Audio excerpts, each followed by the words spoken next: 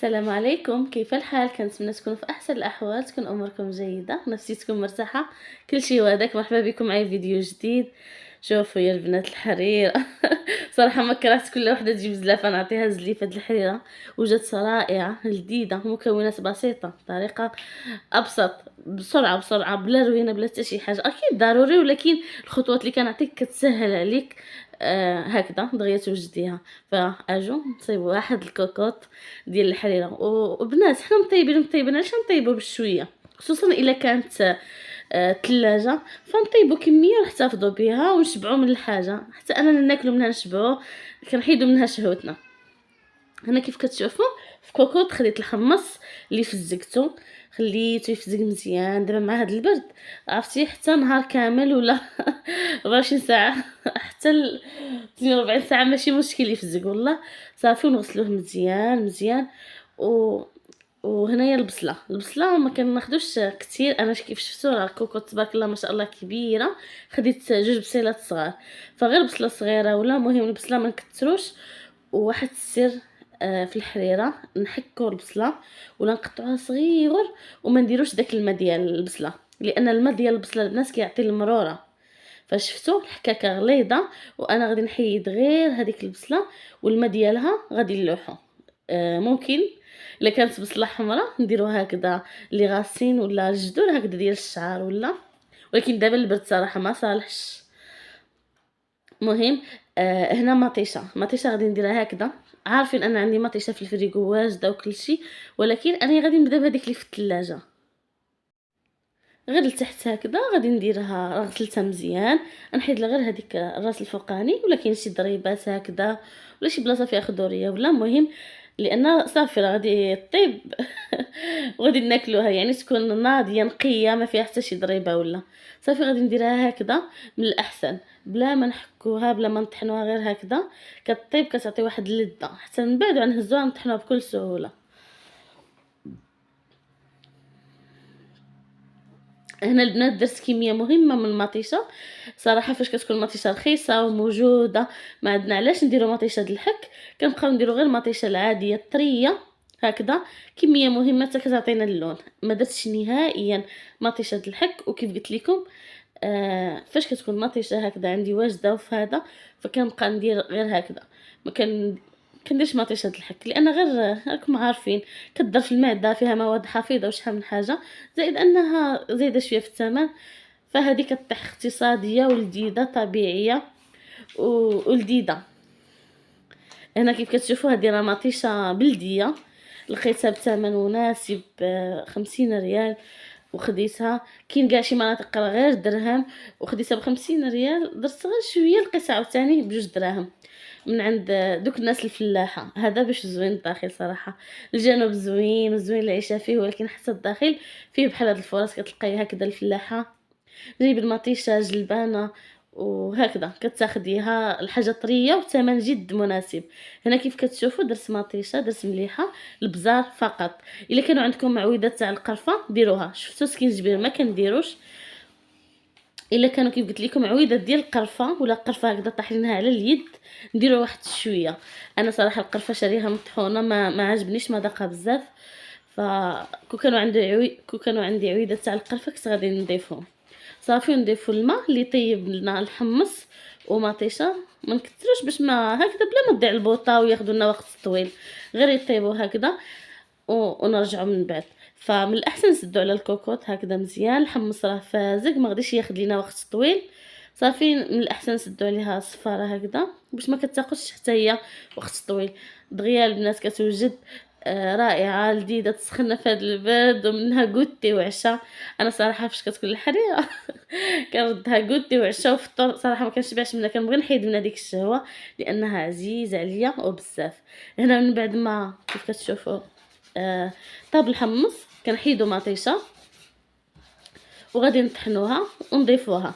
العدسه البنات كنكونوا منقيينو قبل ودايرينو في الماء باش هكذا كيرقاد ودغيا كيطيب، وفي نفس الوقت ما كطيرليش الجلده، كيبقى محافظ على ديك الجلده ديالو. كيف قلت لكم انا مطيشه درت كميه مهمه. صراحه ما عرفتش، ما نكونش واصله كيلو، ما غاديش تكون واصله كيلو، ولكن كيف قلت لكم كتعطي واحد اللذة، لانها مطيشه بلديه، كتعطي اللون، كتعطي كلشي، وفي نفس الوقت جد اقتصاديه. يعني كيلو غادي يكون ب50. كيف قلت لكم المره الاولى خديتها ب50 شويه، لقيتها بجوج دراهم. وكنشوف كاين شي مناطق راه كاين غير درهم، كاين مهم. آه نغتنموا الفرصه فاش تكون شي حاجه رخيصه ناخذوها، ما غاديش تضرب في الندم كيف كنقولوا. يعني غادي تنفعنا، غادي تنفعنا. دابا غادي نضيف العدس ونطحن مطيشه نضيفها حتى هي. كيف قلت لكم دابا في هذا البرد ولو نديرو غير لاصوص ديال المطيشه، هكذا، البيض ومطيشه، الكوتي، حتى الفطور الا كنا غادي نفطروا معطلين مع ال11، ولا مثلا الوليدات ما تيقدروش يتغداو، يفطروا يتغداو في نفس الوقت ويمشيو المدرسه اللي قارين العشيه، فديري لهم هكذا فطور اتاي ولا هكذا البيض ومطيشه، ولا شي غطا خفيفه ولا شي حاجه هكذا تيقدروا ياكلوها. ماشي بحال المرقه والطاجين هذا ما تيقدروش عليه، كيف حتى يجيو في العشيه ولا.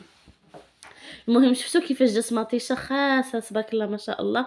فانا ضفتها. دابا غادي نسد الكوكوط شويه بما طاب ليا العدس، و ديك الساعه نرجعوا. غير من الاحسن البنات في هذا الوقت ما نبقاوش نضيفوا الماء بارد، باش هكذا ما كيرجعش يكنزز، يعني ما كيرجعش الحمص يقصاح لينا. هنايا في نفس الهاشوار غادي نقطع قزبر ومعدنوس، كميه مهمه. وطري عندي في الكونجيلاتور وهذا، ولكن انا فضلت انا نديرو طري هكذا باش كيعطي واحد اللذه، واحد النسمه رائعه. الا كان في المجمد ماشي مشكل، ولكن الا كان عندنا طري من الاحسن نديروه. صراحه حتى الكرافس كيعطي بنه زوينه، ولكن ما كانش عندي. وصراحه سندير انا الحريره بلا كرافس، ما عنديش شي حاجه ضروري، وكتجي دائما لذيذه الحمد لله. فماشي ضروري كل كرافس، فغير نوض نحيدو العكاز ندير الحريره وداكشي اللي كاين. فاكيد كتجي لذيذه، كتدفي، وكتحسي بان الجهاز الهضمي ديالك كيسخن. والله كتحسي بان كيف ما كنحتاجو شي حاجه بارده في الصيف كتحسي بالانتعاش، فاش كناخذوا شي حاجه سخونه كتحسي بان جسمك دفى. خصوصا كيف قلت لكم الجهاز كتحسي به غادي، انت تاخدي ديك الجغيمه وداك الشيء غادي كيدفي لك الجهاز الهضمي. انا كيف كتشوفوا كنطحنوا في الهاشوار. فاش غادي نفتح الكوكوط غادي ندير واحد شويه وشويه، نخليه حتى الاخر باش كيخلي لنا ديك النسمه وديك الطيبه ديال القزبر ومعدنوس هكذا جديده.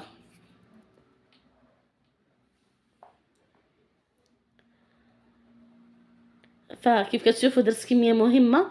واحد النصيحه للبنات في الحريره، ما نطحنوش بزاف القزبر ومعدنوس، حيت الا طحناهم بزاف ولا كنت طحنتهم مع مطيشه غادي يعطيوني غير اللون الخضر. فهكذا فاش كنخليهم مازال شادين في راسهم هكذا الطريفات كيكونوا باينين، فراه كيطيبوا كيزيدوا انهم ما يبقاوش باينين بزاف، وفي نفس الوقت ما كيخضروش لينا، ما كيعطيوش داك اللون الخضر. يعني شحال ما درتي د مطيشه ما كتبانش فيه الا طحنتيه بزاف. فنطحنوهم غير بالقياس.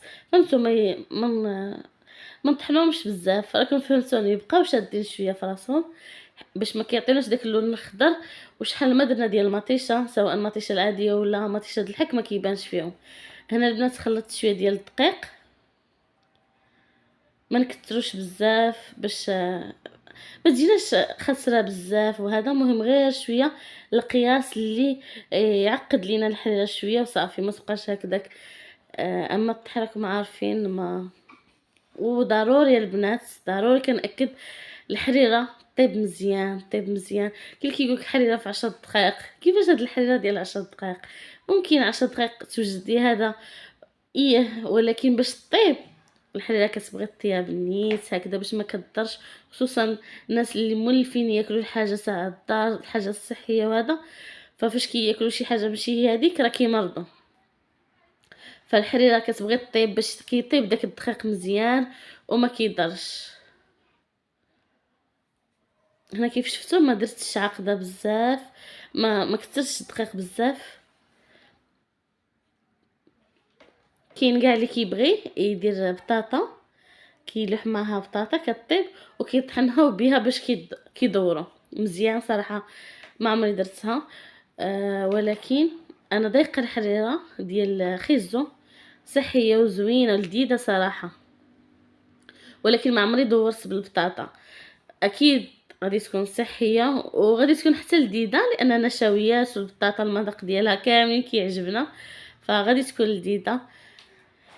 فهنا كيف كتشوفوا كنضيفوا شويه بشويه، وحنا كنحركوا بالمغرف هكذا ديال العود من الاحسن. حنا كنحركوا على نار مهيله باش ما كتلصقش لينا في هكذا في القاع ديال الكوكوط، وفي نفس الوقت مهم باش ما تلصقش وما تتحرقش، كتبقى الكوكوط هكذاك ساهله حتى في الغسيل، حيت كنعرفوا الحمص كيترسب وداكشي اللي ثقيل كيترسب هكذا في القاع، فضروري نبقاو نحركوا، ضروري تحرك. دابا في هذا الوقت غسلي حداك المعينات ولا ما تغفليش عليها، ضروري تبقاي واقفه حداها، ولا من الأحسن هكذا ديري شي مسمنات. ولا صراحه ما كنتش دايره مسمن ما حتى شي حاجه، ولكن صراحه كيجي معها مسمن كيجي ثنائي زوين، خصوصا الا كان هكذا ديال عامر بشي حاجه، سواء الشحمه ولا شي حاجه هكذا بالخضره وداكشي، فكيجيو لذاذين وما تشبعوش منهم كيف قلت لكم، غوتي وعشاء في نفس الوقت. وهنا بالنسبه للشعريه، فانا كندير الشعريه ديال السفه، كتجي رائعه البنات، رائعه، كتعطي كتجي لا في المنظر لا في المذاق، كتجي زوينه. جربوها، كتجي هكذاك طويله وزوينه في هكذا لي سوب في الحريره في لاصوب، كتجي زوينه كتعطي واحد المنظر زوين. عكس الشعريه الغليظه. وهذا مهم الا كانت الشعريه الثانيه فاحنا كنديروا المتوسطه ولا رقيقه، الغليظه كتجي شويه باينه كبيره بزاف. مهم كان هذه هي طريقتي ديال الحريره. هنايا غادي نخليها طيب مزيان. ديك الكشكوشه من الاحسن نحيدوها هكذا بالمغرفه وصافي، وحنا كنخلطو كتجي حريره بنينه رائعه. كيف قلت لكم كنخلي شويه ديال الربيع غادي نضيفه في الاخير حتى نقرب نطفي، وكندير حتى ضماد البنه الا كان السمن كتجي رائعه. حتى في الاخر نديرو هكذا شويه السمن كيجي لذيذ بزاف. كيف شفتوا ما كنكثروش العطريه، كنت انا من الناس اللي كتكثر العطريه، كنكثر العطريه بواحد الدرجه ما يمكنش، كان كيسحابني ان اللذه في العطريه، ولكن الكثره غالطه بالعكس، الخضار واي حاجه كتطلق بالنتها. فالعطريه بالعكس بحال نقولوا كتكبح لينا ولا كتمنع ديك، ولا كتغطي على ديك المذاقات، كتبقى كتحسي غير بالمذاق ديال البزار ولا سكينجبير ولا. فنقلوا العطريه ونطيبوا بحب وبخاطر، واكيد غادي يجينا طيابنا لذيذ اكيد، وغادي يعجب الناس اللي كنطيبوا ليهم. كيف كتشوفوا فانا ضفت القزبر معدنوس. البنات الا كانوا عويدات الكرافس هما تيكونوا زوينين، نديرهم هكذا كبار، ما نقطعهمش صغار، نخليهم هكذا كبار ونديروهم في الاول كيعطيو حتى هما لذه زوينه. هنا غادي ندير ضامه ديال البنه، ممكن انكم ما ديروهاش، وكيف ممكن ديروا السمن الا كنتم مصايبينه على يديكم، فراه كيعطي واحد النسمه. راكم عارفين الحريره بالسمن لا يعلى عليها.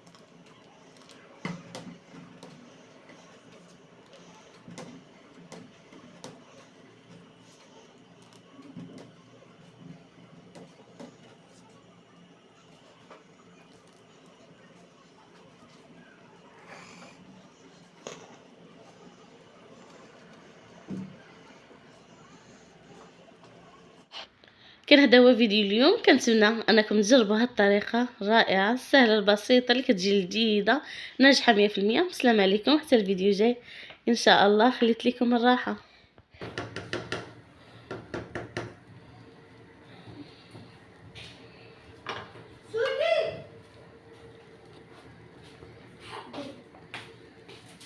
Yes.